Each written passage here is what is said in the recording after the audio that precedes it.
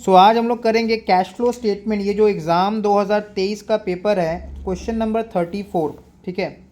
Exam 2023 CBSE में जो question आया हुआ था, क्वेश्चन नंबर 34, उसको सॉल्व करते हैं। कैश फ्लो स्टेटमेंट 6 मार्क्स के लिए आया हुआ है। देखो क्या लिखा है। Sujata started a small enterprise under the skill India scheme. तो ये सब बेकार का थोड़ा सा ज्ञानबाजी रहता है स्टार्टिंग में, फिर भी इसको सहना पड़ेगा, कुछ करने का नहीं है। As the business grew the revenue started increasing and she decided to form Sujata limited. तो पहले उसने एज सोल प्रोप्राइटर स्टार्ट किया था, अब वो अपना कंपनी फॉर्म में उसने कन्वर्ट कर लिया है to achieve objectives with 10 other like minded person. ठीक है, तो 10 जन के साथ उसने अपने कंपनी फॉर्म बिजनेस स्टार्ट किया है। The financial position of the company is given in the balance sheet as on 31 March 2022। तो हमको बैलेंस शीट दिया हुआ है एज ऑन 31 मार्च 2022, ये करंट ईयर है, और प्रीवियस ईयर का डेटा दिया है वो 31 मार्च 2021। तो हम देख पा रहे हैं कि बैलेंस शीट में इक्विटी एंड लाइबिलिटीज़ में शेयर होल्डर्स फंड दिख रहा है। शेयर होल्डर्स फंड के अंदर में हम लोग को इक्विटी शेयर का ओपनिंग दिख रहा है, क्लोजिंग दिख रहा है। ओपनिंग कितना दिख रहा है 17 लाख एंड क्लोजिंग कितना दिख रहा है 20 लाख। रिजर्व एंड सरप्लस में ओपनिंग कितना दिख रहा है 4 लाख एंड क्लोजिंग कितना दिख रहा है 3 लाख। और रिजर्व एंड सरप्लस में सिर्फ एक ही आइटम है, statement of PL. Non current liabilities में हम लोग को लॉन्ग टर्म बोरोइंग्स में 2 लाख दिख रहा है, जिसको तुम डिवेंचर बोल सकते हो, जिसको तुम बैंक लोन बोल सकते हो। और क्लोजिंग में दिख रहा है 3 लाख। ट्रेड पेबल्स दिख रहा है। ऐसे करके अगर हम एसेट्स में ध्यान से देखें तो एसेट्स में नॉन करंट एसेट्स में हम लोग को फिक्स्ड एसेट्स में टेंजिबल एसेट्स दिया है 9 लाख और 8 लाख। इनटेंजिबल एसेट्स दिया है 2 लाख और 5 लाख। नॉन करंट इन्वेस्टमेंट दिया है 4 लाख और 3 लाख। ठीक है, करंट एसेट में हम लोग को इन्वेंट्रीज में 5 लाख और 4 लाख दिया हुआ है। ट्रेड रिसीवेबल्स में हम लोग को 1,25,000 और 1,50,000 दिया। और कैश एंड कैश इक्विवेलेंट, यही हमको समझना है, यहाँ से मेरा मेन आंसर आ सकता है। तो कैश एंड कैश इक्विवेलेंट का जो ओपनिंग बैलेंस है, opening cash and cash equivalent देखो कितना दिया है 2 lakh. Opening cash and cash equivalent कितना दिया हुआ है 2 लाख। और क्लोजिंग कितना दिया हुआ है, क्लोजिंग दिया हुआ है 5 लाख। ओपनिंग दिया हुआ है 2 लाख, क्लोजिंग दिया हुआ है 5 लाख। मतलब मेरा आंसर आना कितना चाहिए, मेरा कैश एंड कैश इक्विवेलेंट का जो फिगर है वो 2 लाख से 5 लाख हो गया। ठीक है, मतलब मेरा आंसर आना चाहिए 3 लाख। मतलब cash flow from operating activity, cash flow from investing activity, cash flow from financing activity, इन तीनों का जो सम टोटल होगा वो कितना आना चाहिए, मेरा टारगेट 3 लाख पॉजिटिव। ये मेरा टारगेट होना चाहिए। तो हमको सम्स करने से पहले आंसर पता चल गया। और एक छोटा सा एडजस्टमेंट भी दिया हुआ है, depreciation of ₹1 lakh was charge, मतलब ये चार्ज हो चुका है किसके ऊपर, टेंजिबल एसेट्स के ऊपर। On the basis of the above information prepare cash flow statement of Sujata limited. तो इसको सम्स को सॉल्व करते हैं। ठीक है, स्टार्ट करते हैं सोल्यूशन। तो हम लोग क्या करेंगे, सम्स बनाने के लिए कॉपी का हम 1 पेज को छोड़ दे रहे हैं, जगह पूरा जगह छोड़ दे रहे हैं। और नेक्स्ट पेज में हम पहले थोड़ा सा वर्किंग नोट बना लेते हैं। थोड़ा सा नेक्स्ट पेज में हम इसका बना लेते हैं वर्किंग नोट्स। तो छोटा सा वर्किंग नोट बनेगा 1 लाइन का अभी के लिए। तो पहले बना लेते हैं वर्किंग नोट 1। तो लिखेंगे working note 1, calculation for net profit before tax. Calculation for net profit before tax.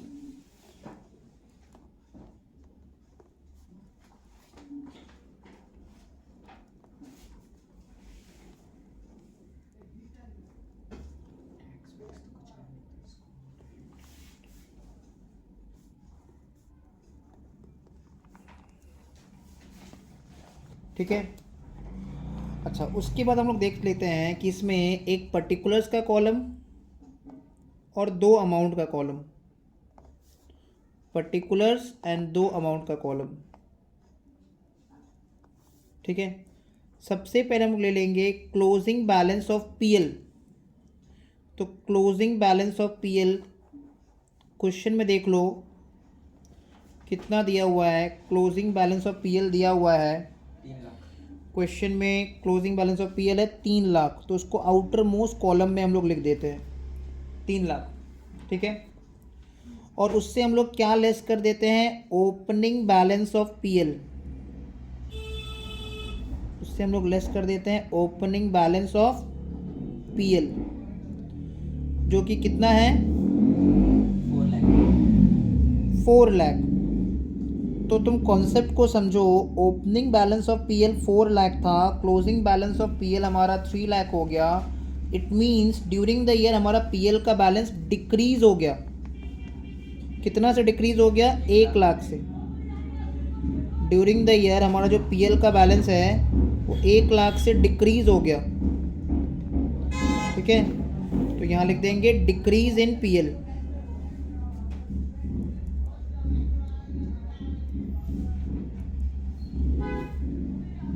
ठीक है, यहाँ लिख देंगे हम लोग डिक्रीज इन पीएल। अब डिक्रीज इन पीएल के बाद इसमें बहुत सारा आइटम ऐसे नॉर्मली ऐड होता है, जैसे ऐड होता है transfer to general reserve, add होता है इसमें प्रपोज डिविडेंड, ऐड होता है इंटरिम डिविडेंड। तो थोड़ा बता दे रहे हैं, ट्रांसफर टू जनरल रिजर्व तभी आता अगर रिजर्व एंड सरप्लस में कोई जनरल रिजर्व या रिजर्व फंड होता, नहीं है तो नहीं आएगा। प्रपोज डिविडेंड अगर रहता तो हमेशा बैलेंस शीट के बाहर दिया रहेगा, नहीं है तो नहीं आएगा। और इंटरिम डिविडेंड भी अगर रहता तो हमेशा बैलेंस शीट के बाहर दिखता, नहीं है तो नहीं आएगा। ठीक है, तो तुम इसी को सीधा बोल सकते हो कि यही है हमारा net profit before tax. Reason, इसमें आगे कुछ और दिया नहीं है, टैक्स वैक्स कुछ भी नहीं दिया है। तो हम इसी को थोड़ा क्लोज करके, ठीक है, एक बार डिस्कस भी कर लिए क्या क्या आता है। एक बार फिर से बता दे रहे हैं, डिक्रीज इन पीएल में हम लोग क्या क्या ऐड करते हैं, ट्रांसफर टू जनरल रिजर्व अगर रहता तो, प्रपोज डिविडेंड जो कि बैलेंस शीट के बाहर दिखता है, इंटरिम डिविडेंड जो कि बैलेंस शीट के बाहर दिखता है। तो आता है net profit after tax. Net profit after tax में हम लोग क्या ऐड कर देते हैं, provision for tax. Net profit after tax में क्या ऐड कर देते हैं, प्रोविजन फॉर टैक्स। तो प्रोविजन फॉर टैक्स ऐड करने के बाद जो फिगर आता है उसी को बोलते हैं net profit before tax. Clear? Okay, तो इसको हम लोग क्लोज कर देते हैं और आ जाते हैं मेन सम में। मेन सम में हम लोग सम्स का हेडिंग दे देंगे cash flow statement of Sujata limited.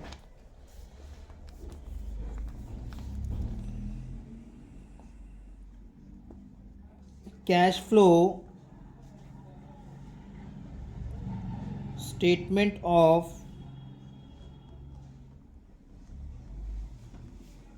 Sujata limited.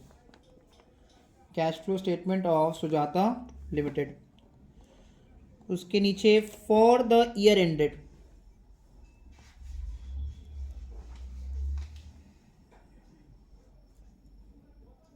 (31 March 2022) particulars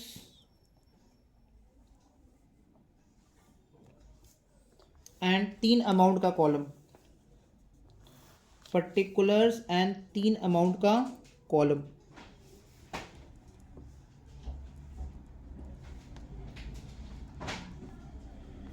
सबसे पहले हम लोग हेडिंग दे देंगे cash flow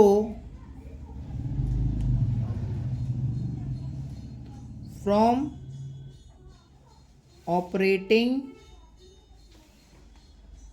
activities. Cash flow from operating activities, ये हो जाएगा हमारा heading, cash flow from operating activities. इसमें हम लोग लिख देंगे net profit before tax,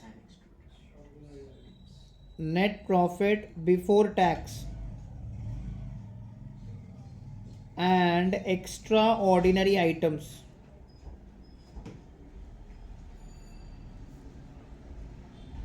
extra ordinary items, net profit before tax and extra ordinary items. तो इसको हम लोग कहाँ लिखेंगे, अमाउंट सेकेंड कॉलम में।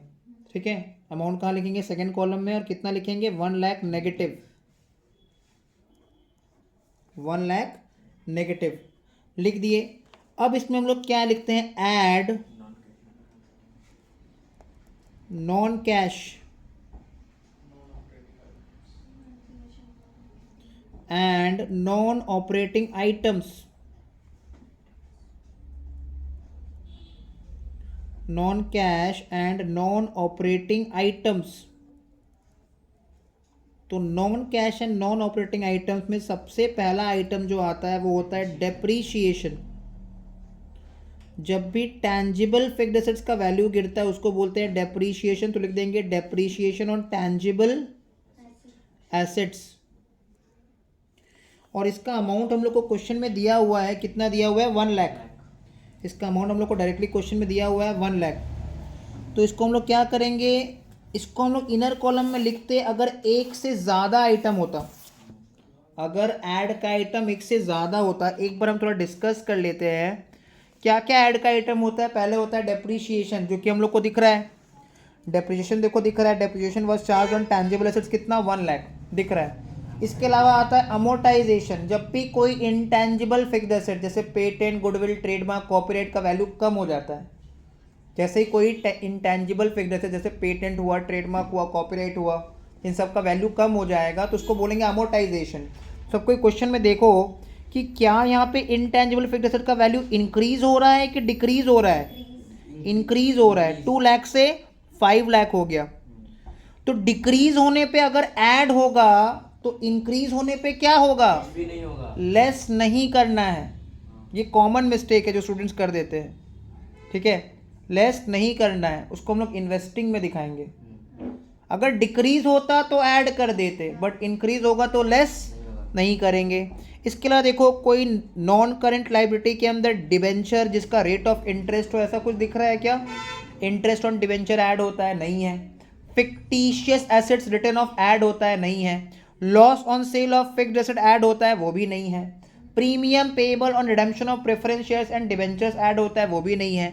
Increase in any provision add होता है, वो भी नहीं है। तो ऐड का एक ही आइटम है, कौन सा आइटम है, डेप्रीशिएशन। तो जो ऐड का एकमात्र आइटम है उसी को हम लोग क्या करेंगे, सीधा सेकेंड कॉलम में लिख देंगे। सीधा उसको हम लोग कहाँ लिख देंगे, सेकेंड कॉलम में लिख देंगे 1 लाख। तो आ जाएगा नील, सेकेंड कॉलम में अमाउंट कितना आ रहा है, नील। बट नील आने से घबराने का कोई बात नहीं है, आगे जरूर सम्स में कुछ अमाउंट आएगा, नहीं तो कहानी यही नहीं एंड हो जाता, कहानी अभी आगे चलेगा। तो अभी हम लोग और थोड़ा लिख देंगे, लेस कर देते हैं हम लोग नॉन ऑपरेटिंग इनकम। क्या एक भी non operating income balance sheet के बाहर दिख रहा है, नॉन ऑपरेटिंग इनकम, नहीं इनकम कहाँ, नहीं नॉन ऑपरेटिंग इनकम नहीं दिख रहा है, ठीक है। नॉन ऑपरेटिंग इनकम कहाँ दिखेगा, विकास, विकास बताओ। विकास हमारा क्लास का एक स्टूडेंट है, ठीक है, थोड़ा सा लेट आता है क्लास, बस यही बात है और कोई बात नहीं है। विकास बताओ, बैलेंस शीट के बाहर, विकास बोल रहा है बैलेंस शीट के बाहर दिखेगा, non operating income balance sheet के बाहर दिखेगा। तो है तो नहीं, अगर होता तो लेस कर देते। विकास एक दो एग्जांपल देना नॉन ऑपरेटिंग इनकम का। Sir rent receive, rent received, interest received, dividend received, profit on sale of fixed assets, तो नहीं है, तो नील, नील माइनस नील, नील, ठीक है। अभी नील नील लिखते चलना है सेकंड कॉलम में। और ये जो नील लिखे हैं ना, फाइनली अभी जो नील लिखे इसके सामने लिखेंगे operating profit, operating profit before working capital changes, operating profit before working capital changes, operating profit before working capital changes, ठीक है। अब ये जो आया operating profit before working capital changes, इसमें हम लोग क्या कर देंगे, इसमें हम लोग देखते हैं कि करंट एसेट और करंट लायबिलिटी। तो वापस से एक बार क्वेश्चन में आ जाते हैं। क्वेश्चन में देखो करंट एसेट के नाम पे इन्वेंट्रीज दिख रहा है, और इन्वेंट्रीज 5 लाख से 4 लाख हो गया, कम हो गया, डिक्रीज हो गया। ट्रेड रिसीवेबल्स 1,25,000 से 1,50,000 हो गया, इंक्रीज हो गया। इस चैप्टर के लिए cash and cash equivalent current asset नहीं रहेगा। ट्रेड पेबल्स 25 से 50 हो गया। तो हमको छोटा सा बात याद रखना है कि जो भी इंक्रीज इन करंट एसेट होगा उसको लेस कर देंगे, जो भी डिक्रीज इन करंट एसेट होगा उसको ऐड कर देंगे, जो भी इंक्रीज इन करंट लायबिलिटीज होगा उसको ऐड कर देंगे, और डिक्रीज इन करंट लायबिलिटी होगा तो लेस कर देंगे। अकॉर्डिंगली हम लोग इस सम्स का ट्रीटमेंट में आ जाते हैं। शुरू करते हैं इन्वेंट्रीज के साथ। सब कुछ देखो कॉपी में और अपना क्वेश्चन में भी देखो, और देख के बताओ। इन्वेंट्रीज 5 लाख से 4 लाख हो गया है कि नहीं, 5 लाख से 4 लाख हो गया, मतलब हमने इन्वेंट्री को सेल कर दिया, ठीक है, इन्वेंट्री को सेल कर दिया तो कैश का इनफ्लो हो रहा है, इसलिए हम लोग इसको लिखेंगे add decrease in inventories. Current asset decrease होने से क्या होता है, ऐड होता है, तो इसको लिख देंगे ऐड डिक्रीज इन इन्वेंट्रीज और अमाउंट को इनर मोस्ट कॉलम में लिखेंगे 1 लाख। जितना से डिक्रीज हुआ उतना अमाउंट लिख दिए। ऐड डिक्रीज इन इन्वेंट्रीज, ठीक है, ऐड डिक्रीज इन इन्वेंट्रीज कितना लिख दिए, 1 लाख। इसके अलावा तुम देखो क्वेश्चन में ट्रेड पेएबल्स 25 से 50 हो गया, 25 से 50 हो गया। अगर लाइबिलिटी इंक्रीज हो गया it is almost equal to inflow of cash, ठीक है, तो इन दैट केस हम लोग लिख देंगे add increase in trade payables, increase in trade payables 25,000। तो इनर मोस्ट कॉलम में जो 1,25,000 टोटल दिख रहा है, कैसे 1,25,000, 1 लाख का डिक्रीज इन इन्वेंट्री और 25,000 का इंक्रीज इन ट्रेड पेएबल्स, ये दो ऐड का आइटम है, इन दोनों को ऐड करके सेकेंड कॉलम में लेके चलो। तो सेकेंड कॉलम में इसको लेके चलेंगे और लिख देंगे 1,25,000। अब देखो ऊपर में अभी तक तो 0 था, लेकिन 0 में जब 1,25,000 ऐड होगा तो आ जाएगा 1,25,000 और इसके सामने तुमको कुछ नहीं लिखना है, कुछ नहीं लिखना है इसके सामने। क्लियर? विकास बोला था सर क्या लिखेंगे, बोले कुछ नहीं लिखना है। अब लिखेंगे लेस, देखो ट्रेड रिसीवेबल्स कितना से कितना हो गया, 1,25,000 से 1,50,000 हो गया, तो लिख देंगे less increase in trade receivables. अब ये अकेला आइटम है जो लेस हो रहा है, तो ये इनर मोस्ट कॉलम में नहीं जाएगा, ये किसी का वेट नहीं करेगा, ये अकेले चला जाएगा सेकेंड कॉलम में। इंक्रीज इन ट्रेड रिसीवेबल्स कितना, 25,000, तो 25,000 को लेस कर दो, तो सेकेंड कॉलम में अभी तुम्हारे पास फाइनली अमाउंट आ गया 1 लाख आ गया। ये जो अभी 1 लाख आया इसको क्या लिखेंगे, इसके सामने लिख दो cash generated from operations, cash generated from operations, इसमें लिख देंगे लेस टैक्स पेड, ठीक है। ध्यान से देखो टैक्स पेड या टैक्स वैक्स कुछ झमेला ही नहीं है सब में, तो ये हो जाएगा सीधा नील। तो आउटर मोस्ट कॉलम में फाइनल कॉलम में कितना जा रहा है, देखो हमने स्टार्टिंग में 3 कॉलम बनाया था, 1 कॉलम 2 कॉलम ये 3 कॉलम, तो तीसरा कॉलम में फाइनल अमाउंट जाएगा 1 lakh.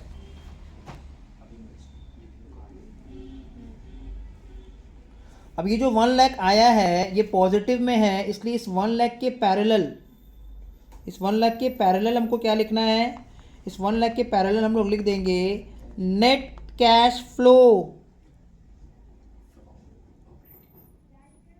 From operating activities, net cash flow from operating activities. तो net cash flow from operating activities कितना आ रहा है, 1 लाख, ये आ गया। क्लियर? ओके। अब ध्यान देते हैं आगे। तो ऑपरेटिंग वाला कहानी खत्म। ऑपरेटिंग के बाद अब हमको कहाँ ध्यान देना है, इन्वेस्टिंग में। तो इन्वेस्टिंग के लिए हमको याद रखना है कि हमारा जो आँख है, आँख हमारा जो आईज है, ठीक है, ये आँख जो है ये सिर्फ और सिर्फ बैलेंस शीट का एसेट साइड में होना चाहिए और करंट एसेट नहीं देखना है। तो बैलेंस शीट में तो लायबिलिटी साइड देखना ही नहीं है, इन्वेस्टिंग में करंट एसेट भी नहीं देखना है, तो क्या रह गया, नॉन करंट एसेट एंड थोड़ा बहुत एडजस्टमेंट, जो कि एकमात्र एडजस्टमेंट है। तो हम अपना ध्यान, पूरा जो ध्यान है, जो पूरा फोकस है, ठीक है, फोकस, जैसे देखो अभी मीम भी निकला है, कैमरा मैन जल्दी फोकस करो, मीम निकला है कि नहीं, है कि नहीं, तुम लोग देखो कि नहीं मीम? ओके, तो ये जो मीम देखो ये लोग भी देख रखा है, तो हेडिंग हम लोग दे देंगे cash flow from investing activities. अच्छा, ये एक जन बता रहा है कि आप पढ़ना बोल के स्टूडेंट उसमें बता रहे हैं कि मीम पुराना हो गया है, ठीक है, cash flow from investing activities, ध्यान दो। तो इन्वेस्टिंग एक्टिविटीज के लिए अगर हम ध्यान से देखें तो टैंजिबल एसेट्स तो दिख रहा है हम लोग को, opening balance 9 lakh, closing 8 lakh. Intangible asset भी दिख रहा है, नॉन करंट इन्वेस्टमेंट भी दिख रहा है, और टैंजिबल एसेट्स के नाम पे एक एडजस्टमेंट भी दिख रहा है। तो हम लोग एक काम करते हैं, पहले जिसमें एडजस्टमेंट नहीं है उसको पहले खत्म कर देते हैं। जैसे देखो नॉन करंट इन्वेस्टमेंट 4 लाख से 3 लाख हो गया, नॉन करंट इन्वेस्टमेंट 4 लाख से 3 लाख हो गया, तो इसको हम लोग बोल देंगे सेल ऑफ, इसको हम लोग लिख देंगे sale of non current investment, sale of non current investment.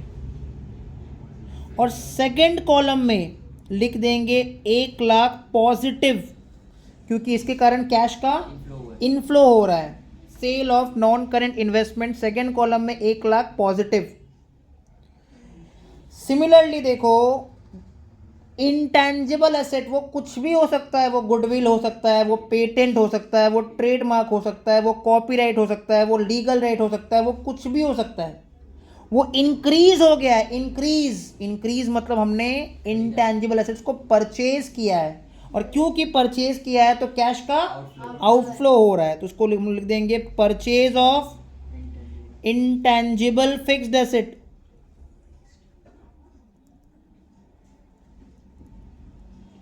या इंटैंजिबल एसेट कितना, 3 लाख नेगेटिव। डिफरेंस अमाउंट लेना है, तो डिफरेंस है ओपनिंग से क्लोजिंग का जो डिफरेंस है वो कितना है, 3 लाख नेगेटिव। ठीक है, अब बारी आता है कि वो टैंजिबल एसेट का क्या करना है। तो उसके लिए हम लोग क्या करेंगे, एक वर्किंग नोट बना लेंगे, वर्किंग नोट 2। वर्किंग नोट 2 में हम लोग एक छोटा सा लेजर बना लेंगे जो हम लोग क्लास 11 में बहुत बार बनाए हैं, एसेट अकाउंट। ठीक है, एसेट अकाउंट। तो लिखेंगे tangible assets account, tangible assets account, क्योंकि उन्होंने कोई नाम नहीं दिया है, लैंड, बिल्डिंग, प्लांट, मशीनरी, तो जो लिखा हम वही लिखेंगे। इसमें क्या क्या कॉलम बनेगा, एक डेट का कॉलम, ठीक है, एक डेट का कॉलम बनेगा,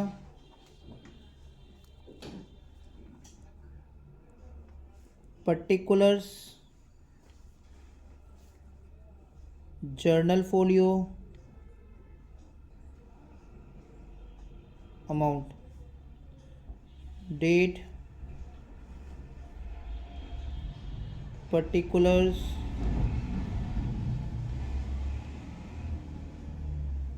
जर्नल फोलियो, अमाउंट। तो सबसे पहले क्या करेंगे, जो ओपनिंग डेट है, क्या है ओपनिंग डेट, 2021 अप्रैल का 1 तारीख। क्वेश्चन में देखो टैंजिबल एसेट्स का ओपनिंग बैलेंस कितना दिया हुआ है, 8 लैक्स। टू बैलेंस बीडी बैठा देंगे 8 लैक्स, ओपनिंग बैलेंस 8 लाख ही दिया है ना। नहीं सर, 9 लाख, 9 लाख। इसका मतलब युवराज तुम्हारा ध्यान है ही नहीं, उल्टा दिख रहा है। To balance BD 9 lakh. तो एक स्टूडेंट ने गलती से थोड़ा गलत फिगर बैठा दिया था, टू बैलेंस बीडी 9 लाख। और यहाँ पे लिख देंगे हम लोग 2022 मार्च 31 बाई बैलेंस सीडी कितना बैठाएंगे, 8 लाख। 8 लाख। अब ध्यान से देखो कि during the year depreciation was charged. हम लोग जब बचपन में जर्नल एंट्री सीखे थे तो हम लोग को सिखाया गया था कि डेप्रीशिएशन एक एक्सपेंस है, depreciation debit, and due to depreciation tangible assets का वैल्यू कम हो जाता है तो टैंजिबल एसेट्स क्रेडिट। तो जर्नल एंट्री बनता है डेप्रीशिएशन टू टैंजिबल एसेट्स, तो इसमें आ जाएगा बाय डेप्रीशिएशन। तो बाय डेप्रीशिएशन लिखने पे ये अकाउंट ऑटोमेटिक टैली हो जा रहा है, और जब टैली हो जा रहा है तो यहाँ से हमको ये समझ में आ गया कि ड्यूरिंग द ईयर ना ही कोई टैंजिबल एसेट परचेज हुआ था और ना ही कोई टैंजिबल एसेट सेल हुआ था। मतलब due to tangible asset cash का कोई मूवमेंट फ्लो नहीं हुआ था। और जब कैश का कोई फ्लो हुआ ही नहीं है तो यहीं पे हमारा इन्वेस्टिंग का सम्स खत्म हो जाएगा। 1 लाख पॉजिटिव और 3 lakh negative which comes to 2 lakh negative. आ रहा है बात समझ में? और ये जो 2 लाख नेगेटिव आया इसके सामने लिख देंगे net cash used in investing activities. Net cash used in investing activities. आ रहा है समझ में? क्लियर? अब cash flow from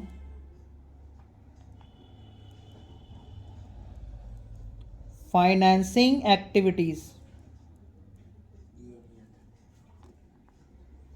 now financing करते समय हमारा जो फोकस है, ध्यान है, वो सिर्फ होना चाहिए बैलेंस शीट का लायबिलिटी साइड में। और बैलेंस शीट का लायबिलिटी साइड में हम लोग को भूल के भी करंट लायबिलिटी नहीं देखना है। तो क्या देखना है? शेयर होल्डर्स फंड, उसमें भी बस शेयर कैपिटल और लॉन्ग टर्म बोरोइंग्स। तो ध्यान से देखो, share capital, equity share capital कितना था और कितना हो गया? 17 लाख से 20 लाख। 17 लाख का था और 20 लाख हो गया, तो कितना इंक्रीज हुआ? 3 लाख। तो इसमें लिख देंगे proceeds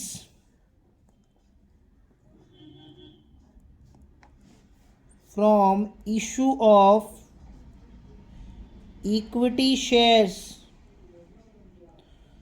company equity share issue किया और कंपनी के पास कितना आया? 3 लाख। इसको कहाँ लिखेंगे? सेकेंड कॉलम में, सीधा सीधा सेकेंड कॉलम में। ठीक है, सीधा सेकेंड कॉलम में 3 लाख पॉजिटिव, सीधा सेकेंड कॉलम में 3 लाख पॉजिटिव। ठीक है, 3 लाख पॉजिटिव। उसके बाद तुम देखो लॉन्ग टर्म बोरोइंग्स भी दिख रहा है। लॉन्ग टर्म बोरोइंग्स कितना से कितना हो गया? 2 लाख से 3 लाख। 2 लाख से 3 लाख, मतलब ये भी इंक्रीज हो गया। तो यहाँ पे लिख देंगे long term borrowings raised, long term borrowings raised मतलब हमने ड्यूरिंग द ईयर और लोन ले लिया है 1 लाख। ठीक है, तो बस और तो कुछ है नहीं, करंट लायबिलिटी में कुछ है नहीं, एडजस्टमेंट में कुछ है नहीं, इसको आउटर कॉलम निकाल दो 4 lakh.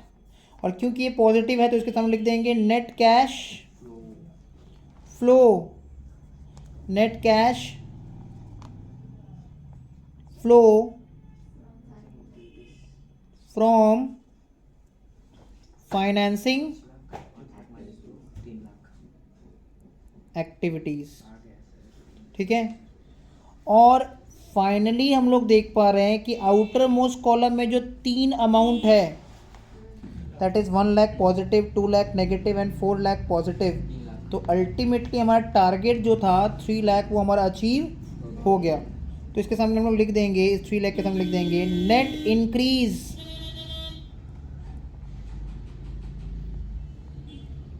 In cash and cash equivalent, net increase in cash and cash equivalent. इसमें लिख देंगे ऐड ओपनिंग बैलेंस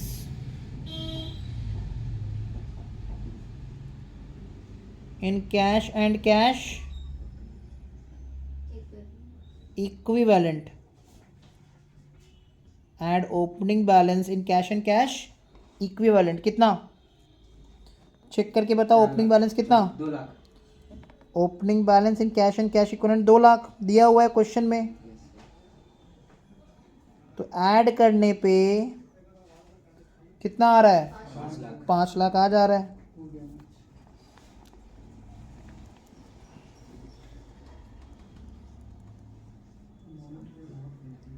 अब ये जो 5 लाख आया है इसके सामने लिख देंगे closing balance in cash and cash equivalent. बस यही हमारा सम्स था। ठीक है, थैंक यू।